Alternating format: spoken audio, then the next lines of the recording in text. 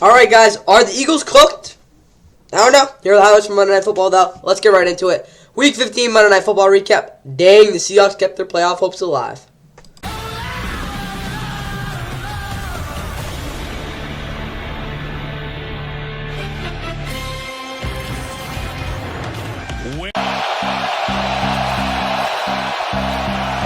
Hurts trying to take it in.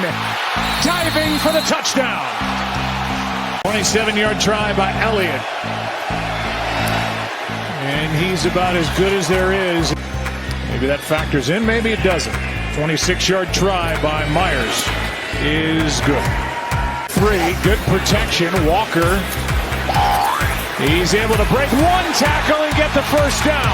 Sidney Brown could not bring him down. All those tight ends back there again. Nice cut back by Walker, still going. Waiting for the blocking to get there. It does. Touchdown, Seahawks. And a touchdown is the result. Although no signal yet. Lock, contact, and a flag. Metcalf was the target, and Bradbury, and a 43-yard try by Myers is good. So without Devin Witherspoon, their terrific rookie corner, and Jamal Adams aired out. Quez Watkins, contact, and a pick. Intercepted. Locke airs it out. Metcalf downfield. He's got it.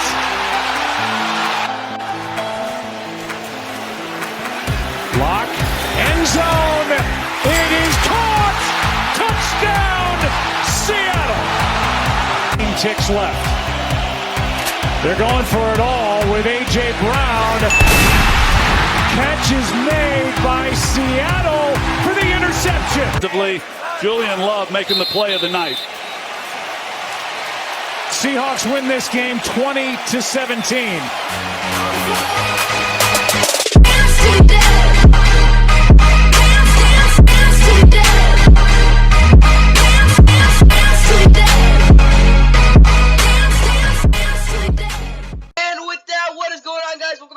Of course, please like and subscribe. Hope you guys enjoy the Week 15 Monday Night Football recap. And what a massive game it was between the Eagles, who had their hopes at the #1 seed. I wouldn't say completely vanished, but they're pretty slim now, as they fall 20-17 at the hands of the Seattle Seahawks, who snapped that 4-game losing streak and saving their playoff lives.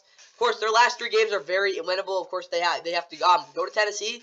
But then they have a game at home against Steelers before they go to Arizona to end their season. But they went out. There's a good chance they'll make the playoffs. Of course, in Tennessee's a crucial game for them next week. But again, huge win for them. And obviously we'll get to Drew Lock in a second. Eagles, though, they've lost 3 in a row. They've got a game on Christmas Day. Again, not a short week, just a straight up week, because again, it is Christmas Day. They'll be playing against the Giants for the whole country. Got them a get well game. Again, if they don't play well, the Giants might have a shot at beating them. I'm not gonna say they're gonna, but the Eagles are basically cooked at this point, guys. That's the best way I can put it. Again, they're a cooked football team. And you cannot be confident that they'll make stuff up right now, because you saw how they've only won 2 games by like 3+ scores. Or they've actually only won 3 games by 2+ scores this year. One was against the Rams. One was against the Bucks. I forgot the other one was against. It might have been who was the other one? Against the Dolphins too. They have not been a sustainable football team all year. They've been been able to finish out a lot of these teams. They haven't blown anyone out. And you've seen the last 3 weeks they've gotten blown out the last 2 games, and then this week the Seahawks just completely outplayed them. For that reason, they did lose. Obviously, 3 in a row after that 10-1 start. It's really rough for the Eagles right now. But of course, when you get out to a 10-1 start, you should be fine. But there are a lot of concerns right now. First off, with Jalen Hurts in this passing offense, there's no rhythm at all with these receivers. Devontae Smith's really the only guy consistently getting any separation. A.J. Brown's really struggling to get to the top of his route and creating a lot of space off of it. He's also not accelerating as well. He's still making some plays, that's for sure. But he's definitely not. He has not been the same route runner by any means. Again, he wasn't great last year. He's never been the best route runner, but it's really shown this year.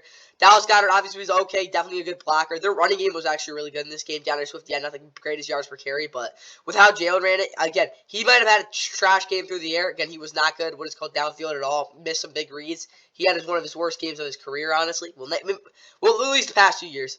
But he also ran for 82 yards and 2 touchdowns on the ground. Of course, you look at it back in Week 15 last year, he struggled through the air. You can see it again. Thank God he didn't get hurt, though. Meanwhile, for this defense, I mean, they're still bad. They didn't, again, you look at them, they didn't, they got cooked by Dak last week. This week, they just completely got, like, the ball ran down their throats.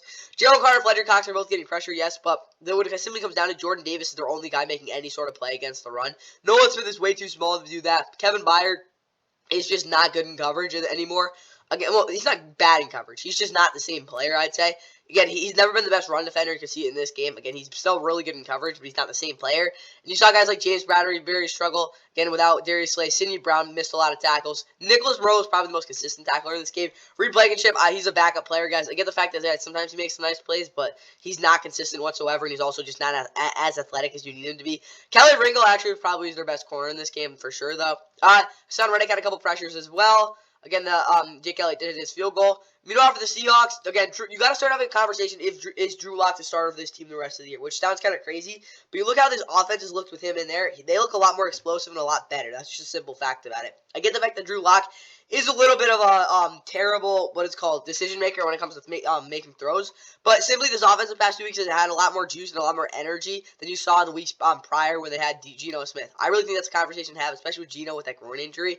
Again, he'll probably come back and do fine, but Drew Lock's been the better quarterback, at least in the past 2 weeks. Kenneth Walker, 86 yards and a touchdown. He had a big game. Looked like the back we saw, back in like week 3, something like that. DK Metcalf was really good on that final drive. JSN, of course, got that 29-yard game-winning touchdown. Tyler Lockett continues to struggle up again the past 3 weeks. Ken Walker did have a decent game as well through the air. The tight ends did do a good job collectively as well. Defensively, though, Bobby Wagner didn't miss a tackle in this game. He was big for them against the run. Julian Love is a starting caliber strong safety. I really think you got to put him in there for Jamal Adams right now because of how good he is in coverage. And he's never been bad in coverage his whole career, but it's always been he's just been irrelevant there. But now, he hasn't been a problem. He's always struggled with tackling against the run, but this game he looked so much better there. Again, it does help that you have one of the best ball hawks of the past 10 years in Quandre Diggs back there. Again, just true ball hawks. He's not very well rounded at all, but he's not going to get the ball thrown over his head. So that's what I'll say there. But Julian Love, of course, with 2 interceptions. He was phenomenal in this game. They didn't get a sack, but they did get some decent pressure. I like what I saw there. Michael Jackson was very good in the slot. Trey Brown pumping outside, of course, for Devon Witherspoon was decent. Darrell Taylor was also good in his return. Overall, not his return, but in this game.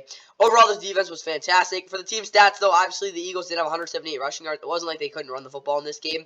But, the Seahawks did do a good job on the ground. And again, they pulled something out of their butt in the last minute. 2-0 turnover ratio was pretty big in this one. Also, the fact that, again, the Seahawks, were a little more consistent, I'd say, in this football game, even though, again, the Eagles had a better third down efficiency. And also, again, had the ball a little longer. Again, the Eagles just sold this game, and the Seahawks were able to do a really good job of making it hard on Jalen Hurts to find his receivers. And with that all said, let's get right into the keys to the game grades. All right, the Eagles offensively, don't screw up pre-snap protection adjustments of an ill-prepared plan. That last drive killed them with that before they got in the end zone. Obviously, the second to last drive, they were not good with that kind of what is called the tush push. They were not ready for any of the noise in this game. AJ was not a long touchdown, but he did make a huge catch. And obviously, Jalen running right up the middle for a 20-yard score. He did have a rushing touchdown, like a legitimate one. So, with that said, offensively, I'll have to give them 4- because of how much Jalen struggled through the air and how this offensive line was just not in it in this game. But at the same point, they did run the ball. At least, I'll give 5 minuses. They did run the ball decently, which again should be good for next week. But they're gonna have to step up their game because I would not be surprised if the Giants go into Philly and win that. Will they? I doubt it, but you never know. Defensively, though, don't get torched and don't suck. They sucked in that last drive, but they really actually kept this team in the game overall. I'll actually probably only give them 2 minuses. Matt Patricia did a terrible job calling plays in that last drive. It was really bad. But at the same point, this defense really wasn't as bad as they've been in the past couple weeks, which I guess is good. But again, honestly, this Eagles team is, they've lost 3 in a row, which is not good. But this offense really needs to find a way where Jalen can find his receivers comfortably without having to worry about turning over the football. Because this defense actually did a decent job, all things said. So that for the Eagles, guys, time for the Seahawks. Well, apparently Geno did not have to play. So, yeah, we'll forget about that. You're good. Yeah, they ran the ball a good amount.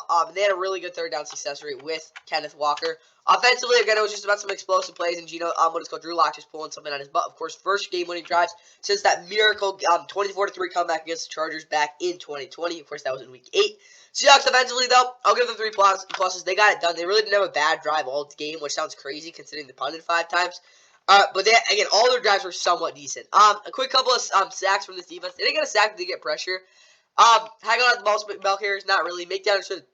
He didn't make too many big moves. Jamal Adams did not play, but obviously, Julian Love more than made up for it. So, Defensively, I'll probably give them 5 pluses. One of the better Seahawks defensive games of the year, and that's all I got for Seahawks guys keeping their playoff hopes alive. And I hope you guys enjoyed the Monday Night Football recap. Of course, we've got the NFL Power Rankings for week 16. Of course, Christmas week coming up tomorrow. Again, hope you guys enjoyed the game, and yeah, I'll get you all set for what is called week 16 with those Power Rankings tomorrow. But until then, hope you guys have a great night. Great win, no way. Oh my goodness! He has entered the scoring vortex.